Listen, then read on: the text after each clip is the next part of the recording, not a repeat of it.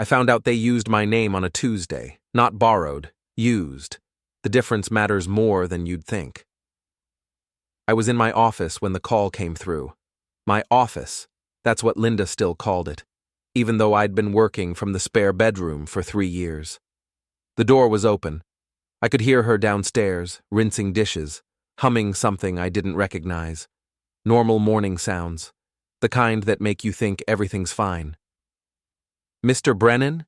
This is David Klein from Klein & Associates." I didn't recognize the name. I get a lot of calls, most of them trying to sell me something or asking for donations. I almost hung up. "We wanted to confirm the final documents arrived. The Riverside property closing went through last Friday, and we just need your signature on the transfer addendum." I stopped moving. The cursor on my screen blinked. Outside, a garbage truck groaned down the street. "I'm sorry," I said. "What closing?" There was a pause, paper rustling. "The Riverside Commercial Plaza. The sale closed on the 18th. Your son coordinated everything with our firm. We have all the documentation showing your authorization as primary investor and—" I wasn't listening anymore. Not really. The words kept coming, but they'd stopped meaning anything. Riverside. I'd looked at that property 2 years ago. Passed on it. Too many variables. The location was decent, but the zoning was a nightmare, and the previous owner had let it rot. I'd told Michael about it once, over dinner, just conversation. He'd asked what made a good investment. I'd used Riverside as an example of what to avoid. "Mr. Brennan, are you still there?" "I didn't authorize anything," I said. Another pause. Longer this time. "Sir, we have documentation with your signature. Your son provided power of attorney forms, and the investment structure lists you as the primary—" "Send me everything," I said. "Every document, every email. I want to see all of it." "Of course. Is there a problem?" "I'll let you know." I hung up before he could respond. The house was quiet again. Linda had stopped humming. I could hear her footsteps moving toward the stairs, slow and even. She knew. She always knew when something was wrong before I said a word. "Who was that?" she asked from the doorway. I looked at her. 28 years of marriage teaches you a language that doesn't need words. Her face was calm, but her hands were still. Linda's hands never stopped moving unless she was preparing for something. "A lawyer," I said, "about Riverside." Her expression didn't change. "Michael's deal." Not a question, a statement. "You knew," I said. "I knew he was working on something. He mentioned it at Easter, said it was a family opportunity." She came into the room, sat down in the chair across from my desk. "He said you were excited about it." "I've never been excited about Riverside. I told him it was a bad investment." "Then why would he—" "He used my name, Linda, my signature, my reputation." I pulled up my email, started typing a response to Klein. He closed a deal I knew nothing about, and somehow convinced a law firm I authorized it. Linda was quiet for a moment. When she spoke, her voice was soft, too soft. Maybe it was a misunderstanding. No. David, maybe he thought. He forged my signature or convinced me to sign something without reading it. Either way, it wasn't a misunderstanding. I hit send, closed the laptop. "I need to talk to him." "He's coming over tonight. Dinner. He and Vanessa both." Of course he was. I'd forgotten.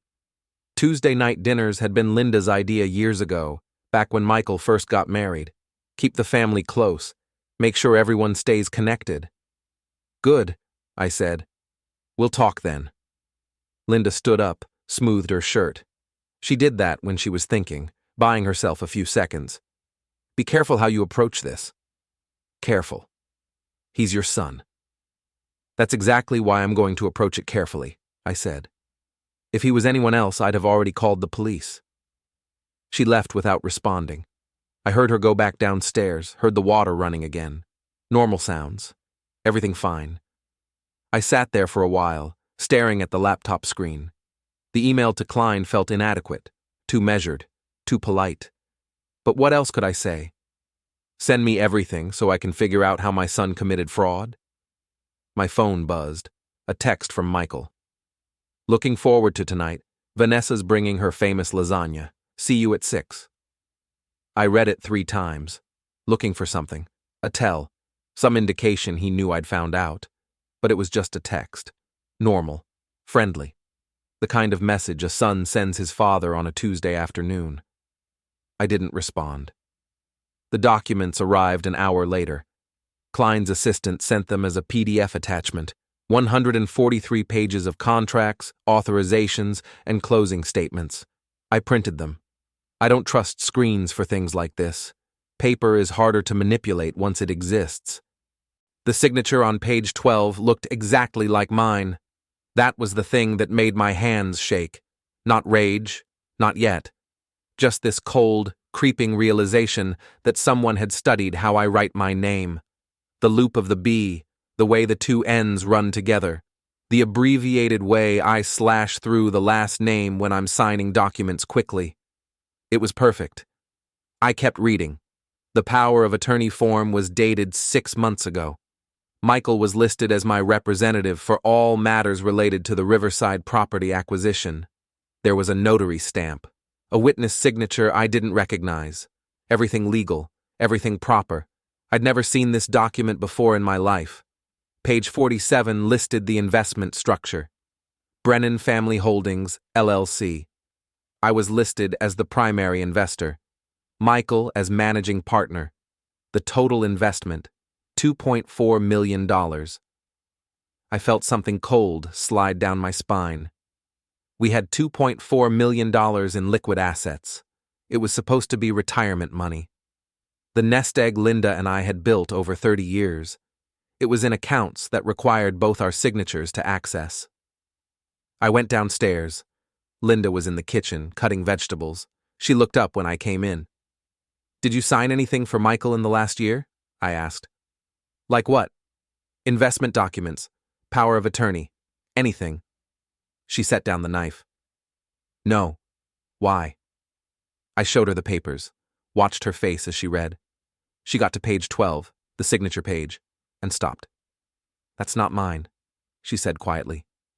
"I know." "David, that's not my signature." "I know, Linda." She looked up at me. "How is this possible?" "I don't know yet." She went back to the beginning, started reading everything. I'd seen Linda work before. She'd been a paralegal before Michael was born, had kept her hand in it over the years, helping friends with contracts and legal questions. She read like a lawyer. Slow. Methodical. Looking for the gaps. "This is sophisticated," she said after a while. "Whoever set this up knew what they were doing. The LLC formation is legitimate. The bank accounts are real. There's a paper trail going back months. Can we undo it?" "I don't know. Maybe. But David," she looked at me over the papers. "This money's already been spent. Look at the disbursement schedule. They bought the property. They've started renovations. There's payroll for contractors. This isn't sitting in an account somewhere. It's gone." I took the papers back, flipped to the section she meant. She was right. The money had been distributed across a dozen different purposes. Construction, materials, permits, legal fees. "They spent our retirement," I said. "They spent your reputation," Linda corrected. "The money's bad enough, but your name is on this. If this project fails, if there are lawsuits, if contractors don't get paid, that comes back to you." I hadn't thought about that, hadn't gotten that far. But she was right. Michael hadn't just stolen our money. He'd made me responsible for whatever happened next. "What do we do?" I asked. Linda set the vegetables aside, washed her hands. "We don't do anything yet. Not until we talk to him. Not until we understand what happened." "I know what happened. You think you do. But there might be more to this." She dried her hands, folded the towel with precise, even movements. "Michael's not stupid, David. He wouldn't do this without a reason. Money's a reason. Not for Michael. He makes decent money. Vanessa works. They're not desperate." She turned to look at me. which means either someone convinced him this was legitimate or what? Or he's not the person we thought he was. That hung in the air between us. The house was quiet again. Somewhere outside, kids were playing, laughing, normal afternoon sounds. I built this family on trust, I said. Everything I did was so Michael would have something better than I had, so he wouldn't have to start from zero like I did. I know. And he used that. He used the fact that I trust him. Linda came over, put her hand on my arm. Let's just see what he says tonight. Maybe there's an explanation. I didn't answer. I was thinking about the signature on page 12, the perfect loop of the B. The way someone had studied how I write my name, had practiced it, had forged it onto a legal document that stripped away 30 years of careful planning. Michael arrived at 6 exactly. I heard his car in the driveway, heard him calling out as he came through the front door. Dad? Mom? We're here! Vanessa's voice followed, bright and cheerful. Something smells amazing. Did you start the lasagna already? Linda went to greet them. I stayed in the living room, the folder of documents on the coffee table in front of me. I heard the usual sounds: hugs, small talk, Vanessa asking about Linda's garden, Michael mentioning something about work. They came into the living room together. Michael saw the folder first. His smile didn't falter, but something changed in his eyes. Just for a second, a flicker of recognition. Then it was gone. Hey, Dad, he said. How was your day? I didn't stand up. Interesting. Got a call from a lawyer named David Klein. Oh? Michael sat down across from me. Vanessa stayed standing, her smile frozen in place. Klein and Associates? That's right. They wanted to confirm I received the final closing documents for Riverside. Okay, Michael said slowly. Is there a problem? You tell me. Michael glanced at Vanessa. She sat down next to him, tucked her hands between her knees. A nervous gesture. I filed that away. Dad, I can explain. Good, start with this. I opened the folder, showed him the signature page. This is supposed to be my signature. I've never seen this document before. He leaned forward, studied it. Casual, like he was just checking to make sure everything looked right. You signed that back in March, don't you remember? We were all here for dinner, and I brought the papers. You and Mom both signed. No, I said. We didn't. Dad, I was there. You signed it at the kitchen table. You barely read it. You said you trusted me to handle the details. Linda spoke from the doorway. Michael, I've never seen that document. Neither has your father. Michael looked at his mother, then back at me. His expression shifted. Concerned. A little confused. Perfect. I don't understand, he said. Are you saying you don't remember signing it? Because I watched you. I'm saying I never signed it. I never authorized this deal, and I never gave you permission to use my name or my money. Vanessa touched Michael's arm. Maybe there was a misunderstanding. There's no misunderstanding, I said. Somebody forged my signature. Somebody created an LLC in my name. Somebody spent $2.4 million of my retirement money without my knowledge or consent. The room went silent. Michael stared at me. His face had gone very still. You think I stole from you, he said quietly. I think you closed a deal using my name and my money without asking me first. Because you already told me yes. Dad, you signed these papers. You and Mom both. I have witnesses. Who? The notary, Klein's assistant. They were both there. Funny, I said. Klein didn't mention that when we talked. He seemed surprised I was calling at all. Michael stood up. This is insane. I'm not a thief. I would never. Then explain the signature. I just did. You signed it? Maybe you forgot. Maybe you were distracted. I don't know, but you signed it. I stood up too. We faced each other across the coffee table. Same height, same build. I could see myself in him, or I used to. Let me be very clear, I said. I did not sign that document. I did not authorize this deal, and if you spent my money, you stole it. It's that simple. David, Linda said, let's all just calm down. I am calm, I said. I've been calm all day. I've been calm while reading through 143 pages of documents that describe how my son committed fraud. Fraud? Michael's voice rose. Are you serious right now?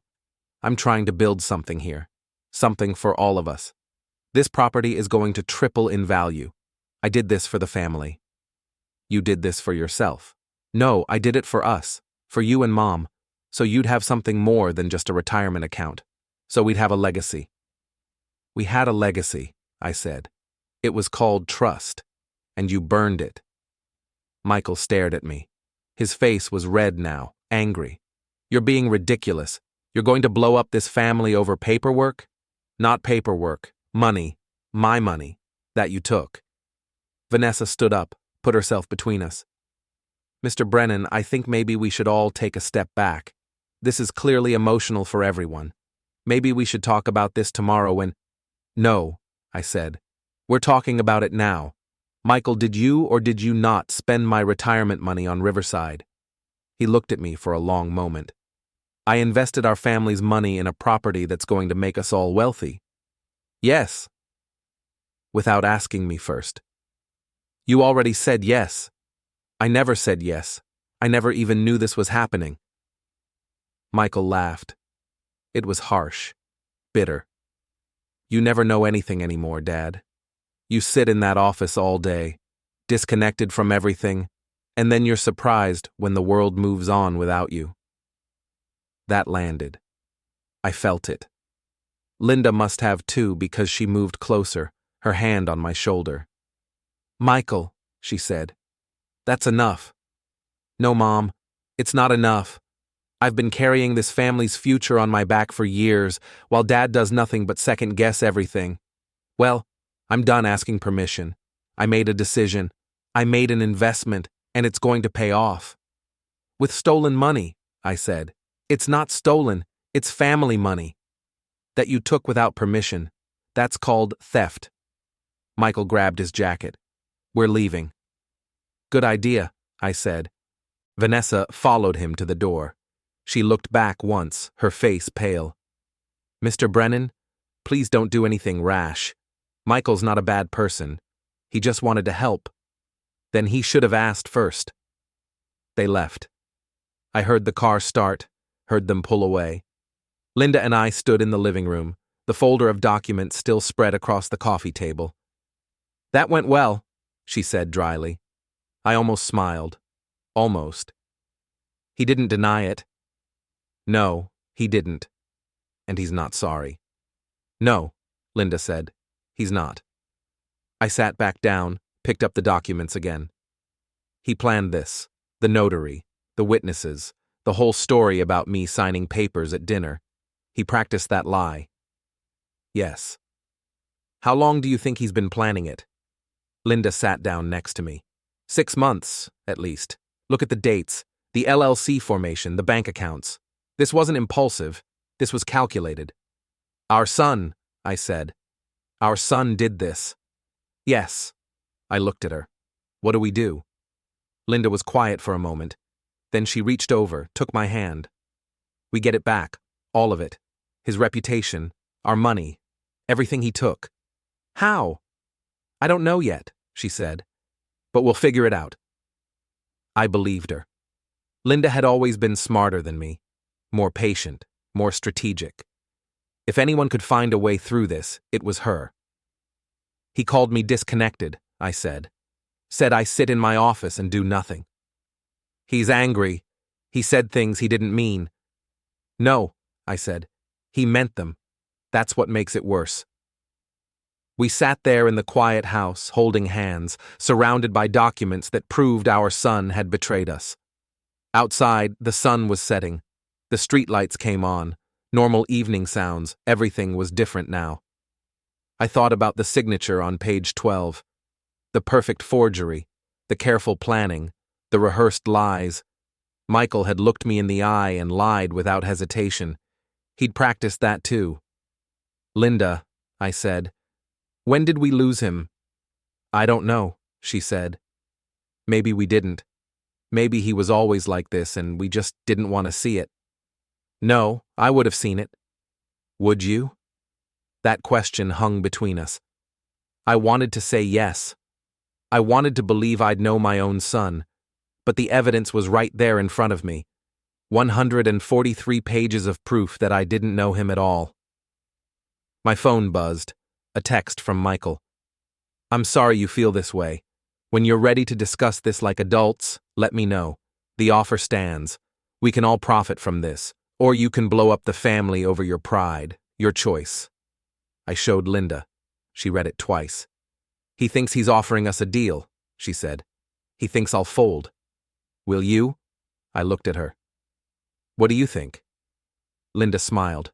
It was sharp, cold, an expression I'd only seen a handful of times in our marriage, usually when someone threatened our family. I think, she said slowly, that Michael made a very serious mistake. Which one? He forgot who taught him how to plan. I smiled back. For the first time since Klein's phone call, I felt something other than shock, something cold and clean and focused. We need to see everything, I said. Every document, every transaction, every person involved. I'll start pulling records tomorrow. We need to know who helped him, the notary, the lawyer, Vanessa. Vanessa knew, Linda said. Did you see her face? She knew exactly what this was about. Then they both planned it. Yes. I stood up, walked to the window. My reflection stared back at me. I looked older than I remembered. Tired. But my eyes were clear. Michael thinks I'm disconnected, I said. Thinks I don't know what's happening. That's going to be his biggest mistake. Linda came to stand beside me. What are you thinking? I'm thinking he used my reputation to close this deal, which means my reputation is the leverage. If I pull it, the whole thing collapses. It'll hurt him. Yes. It might destroy him. I know. Linda was quiet for a moment. Are you sure you want to do this? I turned to look at her. He stole from us. He lied to us. He forged our signatures and spent our retirement money and called it family business. I paused. He's not sorry, Linda. He thinks he did nothing wrong. He's still our son. I know, I said. That's why it has to be me who stops him. We stood there together, watching the street outside. A car drove past. Somewhere a dog barked. Normal sounds. But nothing was normal anymore. Michael had made his choice. He'd gambled everything on the belief that I'd accept what he'd done. That family meant forgiveness. He was wrong. I didn't sleep that night. I sat in my office with the documents spread around me, reading everything 3 times over, making notes, drawing connections, building a map of what Michael had done and how he'd done it. The LLC formation had been filed in February, 6 months ago. The bank accounts opened in March. The power of attorney notarized in April. Each step careful, each step building on the one before. This wasn't impulse. This was planning. At 3 a.m, Linda came into the office with coffee. She'd printed more documents, bank statements, emails, filing records, things she'd pulled from her own saved files, things Michael didn't know she had. He sent me the LLC paperwork back in February, she said. Asked me to look it over, said it was for a side project. You didn't mention it. It seemed harmless. He was forming a company. Lots of people do that. I didn't know. She trailed off, set the papers down. I didn't know he'd use it like this. I looked at the formation documents. Brennan Family Holdings, LLC, formed in Delaware, Michael as the managing partner, me as the passive investor, standard structure, nothing unusual, except I'd never agreed to it. He planned this for months, I said, every step, every document. He knew exactly what he was doing. Yes. And Vanessa helped him. Probably. I set down the papers, rubbed my eyes. Why? We're not wealthy, Linda. We're comfortable. But 2.4 million isn't generational wealth. Why risk everything for this? Maybe it's not about the money, Linda said. Maybe it's about proving something. Proving what? That he could, that he was smarter than you, that he could build something without your help. I thought about that. Thought about Michael's face when he'd called me disconnected, the anger in his voice, the bitterness. He resents me, I said. Maybe. For what? Linda was quiet for a long moment. For being the father you were. For making him feel like he had to prove himself. She hesitated. For not needing him. That hit harder than I expected. I always needed him. He's my son. But you never showed it. You never asked for his help. You never made him feel essential. I was trying to give him freedom, space to be his own person. I know, Linda said, but maybe he didn't see it that way. We sat there in silence, the documents spread between us, evidence of betrayal and ambition and desperation all mixed together. It doesn't matter why, I said finally. He still did it. He still stole from us. I know. And he's not sorry. No, Linda said. He's not. I looked at her. So we move forward? We move forward. She handed me another document. I found the contractor agreements. The renovation work starts Monday. If you want to stop this, you need to move fast. How fast? Before they break ground. Once construction starts, it gets complicated, legal, expensive. How do I stop it? Linda smiled. That cold, sharp expression again. You use the one thing Michael forgot about. What's that? Your name, she said. He used your reputation to start this. You can use it to end it. I understood. Slowly, piece by piece, the shape of what needed to happen came clear. Michael had built this house of cards on my foundation. If I pulled that foundation away, everything collapsed. It'll be public, I said. People will know what happened. Yes. It'll destroy him. Yes. I looked at the documents again, at the forged signature, at the stolen money, at the careful, calculated betrayal of trust. Good, I said. Linda squeezed my hand. Then let's get to work. The sun came up. We were still in the office, surrounded by papers and plans. Outside, the world woke up. Cars started. People left for work. Normal Wednesday morning sounds. But for Michael, everything was about to change. He just didn't know it yet. Before we go any further, hit the hype button, take a second to subscribe and like the video. It really helps the channel grow. And tell us in the comments, what would you do in this situation? The first call I made was to Klein. I waited until 9 exactly. Professional hours. I wanted everything on record, everything documented. When this ended, and it would end, I needed the paper trail to be perfect. Mr. Brennan, Klein said when he picked up. I sent those documents yesterday. Did you receive them? I did. Thank you. And? Is everything in order? No, I said. It's not. I need you to understand something very clearly. I did not authorize this transaction. I did not sign the power of attorney. I did not approve the formation of Brennan Family Holdings LLC. None of this has my consent. Silence on the other end. I could hear Klein breathing, thinking, probably looking at the documents on his own screen. Mr. Brennan, I have notarized. I know what you have. I'm telling you it's fraudulent. Someone forged my signature. I don't know if my son deceived you or if you were complicit, but either way, I'm informing you now that I do not stand behind this transaction. More silence. This is a serious accusation, Klein said finally. It's not an accusation, it's a fact. I'm sending you a formal letter by the end of the day. Consider this your notice that any further action taken under my name without my explicit written consent will be considered fraud. Mr. Brennan, I need to consult with... You do that, I said. In the meantime, I'm contacting every contractor, every vendor, and every party involved in this project. They'll all know by tonight that I did not authorize this, and will not be held responsible. That could derail the entire— That's the point. I hung up. Linda was watching me from the doorway. How'd he take it? About how you'd expect. Shocked, defensive, probably calling Michael right now. Good. Let him.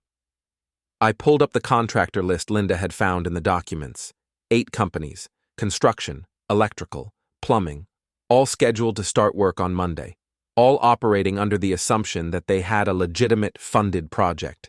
I started making calls. The first contractor was a company called Bridgewater Construction. The owner, a man named Tom Ridley, answered on the 3rd ring. Mr. Ridley, this is David Brennan. I understand you have a contract for renovation work at the Riverside property. That's right. We start Monday. Is there a problem? Yes. I need you to understand that I did not authorize this project. My son entered into this contract without my knowledge or consent. I will not be responsible for payment. Whoa, hold on. I have a signed contract. Payment terms. This is a done deal. The contract is based on fraudulent authorization. I'm sending you a formal notice today. I strongly suggest you contact your attorney before beginning any work. Mr. Brennan, I've already bought materials. I've scheduled crews. If you're backing out now— I'm not backing out. I was never in. There's a difference. I could hear Ridley's frustration.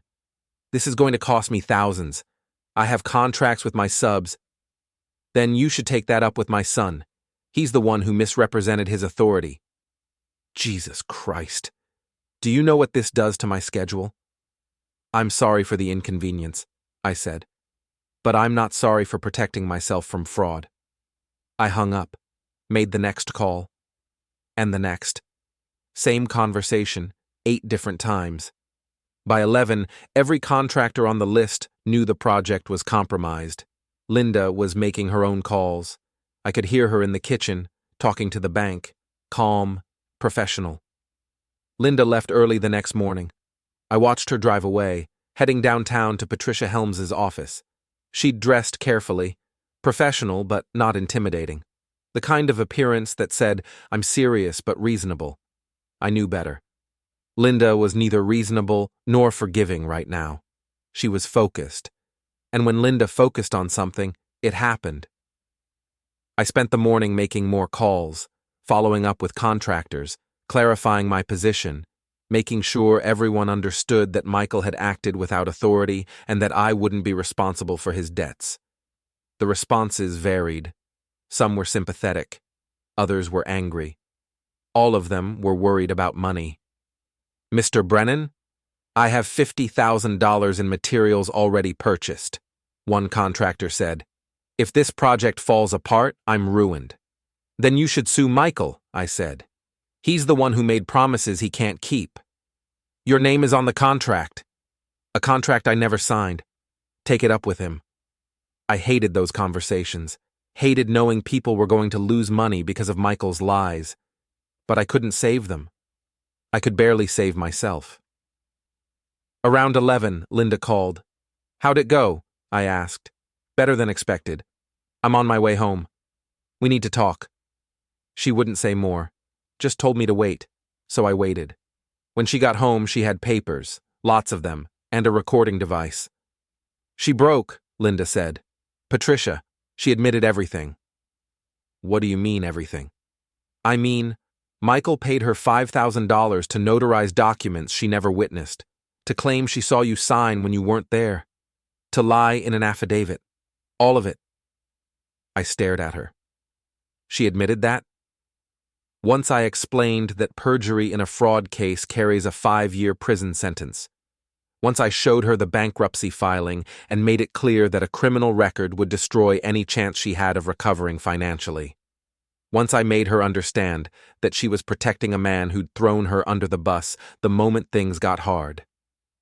You recorded it? Every word. She signed a statement too, notarized by a different notary. Linda smiled. She wanted to make sure it was official. I took the papers, started reading. Patricia's statement was detailed, devastating. She explained how Michael had approached her, how he'd offered cash, how he'd assured her it was just a family matter and no one would ever question it. She'd been stupid, desperate, wrong, but she'd also been honest about it once cornered. "This destroys his entire case," I said. "Yes. The police will have to act now. Maybe, or maybe they'll say it's still a civil matter. But David, it doesn't matter what the police do. We have this. We can use it." "How?" Linda sat down across from me. "Michael needs his reputation intact to salvage any part of this deal. If investors, contractors, anyone important knows he paid someone to forge documents, he's done. Professionally, financially, completely. So we leak it. Not leak, publish, formally, carefully. We send copies to every contractor, every vendor, every business partner involved in this project. We make sure everyone knows exactly who they're dealing with. That'll destroy him. Yes." I looked at the papers again. Patricia's signature at the bottom. Clear, unmistakable. A confession that would end Michael's version of events permanently. "Do it," I said. Linda pulled out her laptop, started drafting an email. Professional, factual, no emotion. Just the statement and a brief cover note explaining its significance. "Subject line?" she asked. "Correction of previous statements regarding David Brennan." She nodded, typed it in. "Recipients?" I pulled up the contractor list. Added business associates. People Michael had called with his lies about my competence. Everyone who needed to know the truth. "Send it to all of them," I said. Linda's finger hovered over the send button. "Last chance to back out." "I'm not backing out. This will hurt him beyond repair." "I know." She clicked send. We sat in silence for a moment, watching the email disappear into the digital ether. Out there now. Spreading, multiplying, destroying Michael's carefully constructed lie with every read receipt. My phone started ringing almost immediately. First call was John Mercer. "David, I just got your email, holy hell. It's true, all of it. Michael paid someone to forge documents? Yes.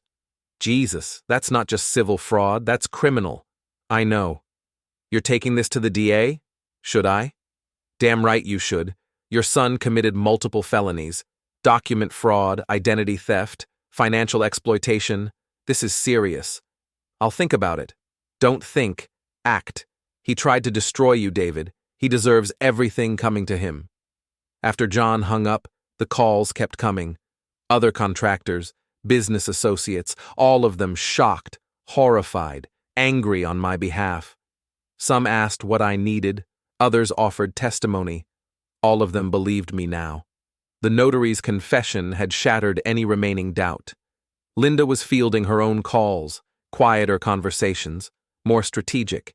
She was building something, a network, a coalition of people who'd been burned by Michael's lies and wanted to see him pay for it. Around 3, my phone rang again, a number I didn't recognize. "Mr. Brennan, this is Vanessa." I almost hung up, but curiosity stopped me. "What do you want?" "To beg you to stop, please. Michael's falling apart. He won't eat, won't sleep. He just sits there staring at his phone, watching everything collapse. He did this to himself." I know he did. But Mr. Brennan, he's your son. Please, there has to be some way to fix this." "There isn't. What if he apologizes? What if he admits what he did and tries to make it right?" "It's too late for that." "Why? Why can't there be forgiveness? Why can't—" "Because he's not sorry," I interrupted. "He's not remorseful. He's not ashamed. He's just panicking because he got caught. That's not the same thing." Vanessa was crying. "You're destroying him." "No, he destroyed himself. I'm just making sure everyone knows about it. I hope you're happy." "I'm not," I said honestly. "But I'm right. And that's enough." I hung up. Linda was watching me. "Vanessa," she asked, begging for mercy. "Are you going to give it?" "No." "Good." We worked through the afternoon, responding to emails, making calls, building the case even stronger, more statements, more testimony, more evidence that Michael had lied about everything. By evening, the story was out. Contractors were calling lawyers. Vendors were demanding payment directly from Michael. The entire project was in freefall, and Michael's reputation was going down with it. My phone buzzed. A text from an unknown number. "You won. Congratulations. Hope it was worth losing your son." I showed Linda. She read it without expression. "Is it him?" I asked. "Probably. Or Vanessa using a burner." Should I respond? No. Let him think we're done. Let him think the worst is over. "It's not?" Linda smiled. That cold, calculating smile I'd come to recognize. "Not even close." "What else is there?" "The public event. Michael scheduled a grand opening for the Riverside property next week. Investors, press, local politicians. It was supposed to be his moment of triumph. It's canceled now." "No, it's not. I checked.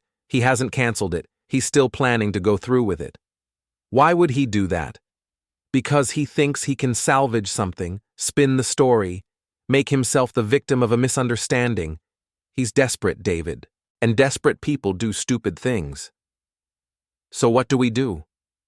"We make sure that event becomes his final humiliation." I understood. "You want to go." "I want to be there when everything falls apart, when the investors see the truth, when the press asks questions he can't answer, when his last chance to save face explodes in front of everyone." That's brutal. He earned it. She was right. Michael had every chance to stop, to apologize, to make things right. Instead, he doubled down, lied more, attacked harder.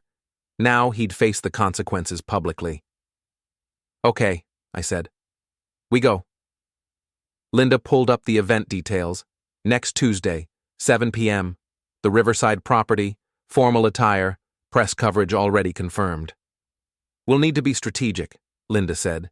"We can't just show up and start making accusations. That looks petty." "So what do? We wait, we watch, and when the moment's right, we let the truth speak for itself." "How?" "Leave that to me." I'd learned to trust Linda's planning. She saw angles I missed, connections I didn't understand until later. If she said she had a plan, she had a plan. We spent the next few days preparing. Linda gathered more statements, more evidence, more testimony from people Michael had deceived. She organized it all into a single, devastating document, professional, irrefutable, the kind of thing that would destroy any remaining credibility he had. I made my own preparations, reached out to the press contacts who were covering the event. Didn't say much. Just made sure they knew I'd be there, that I had information about the project's legitimacy, seeds planted, ready to grow when the time came. Michael called twice. I didn't answer. Let him wonder. Let him panic. Linda intercepted a call from Vanessa. Apparently, Michael was still planning to go through with the event, still believed he could somehow turn this around. The delusion was almost impressive. "He thinks he can charm his way out," Linda said after the call. "Convince people it was all a misunderstanding, that we're the unreasonable ones." Will it work? Not after Tuesday. The weekend passed slowly. I couldn't focus on anything. Kept playing out scenarios, what Michael would say, how he'd try to spin things, whether he'd acknowledge the truth or keep lying. Linda was calmer, focused. She'd lived with this plan in her head for days now, refined it, perfected it. She knew exactly what would happen. Monday night, I couldn't sleep. Tomorrow was it. The final confrontation. The moment when everything Michael had built would collapse in public. Linda was already awake when I got up, sitting in the kitchen with coffee, reviewing her notes one more time. "Ready?" she asked. "No, but I'm doing it anyway." "That's all that matters." We got dressed carefully, professional, respectable, the kind of appearance that said we were serious people who should be taken seriously. The drive to Riverside took 40 minutes. The property was lit up when we arrived. Lights, banners, a red carpet. Michael had gone all out. This was supposed to be his triumph, his vindication, his proof that he'd been right all along. It was going to be his funeral instead.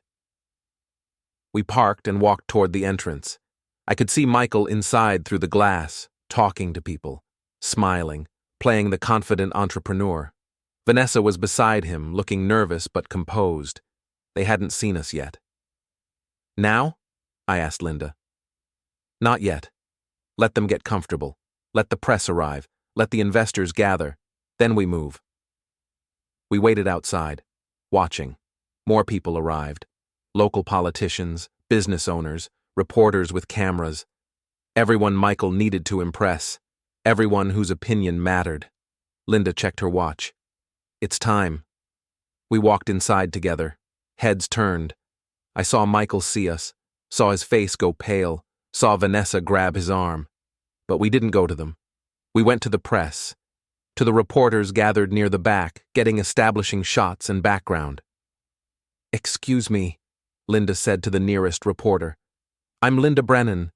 This is my husband, David. We're Michael Brennan's parents. We have information about this project you should know before you publish anything."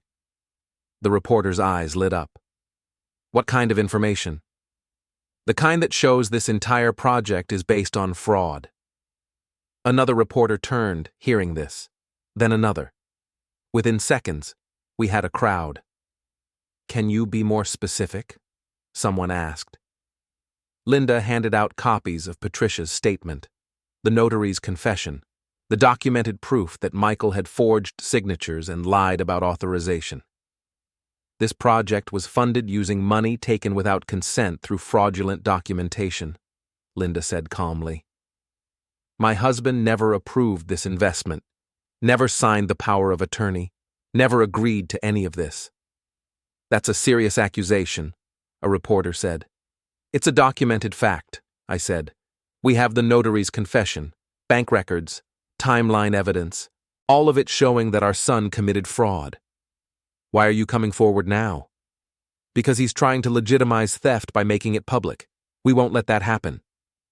I could see Michael pushing through the crowd toward us. His face was red, furious, but the reporters were already asking questions. "Mr. Brennan," one shouted at Michael, "is it true you forged your father's signature?" "No, this is a misunderstanding." "We have a notary's confession saying otherwise," another reporter interrupted.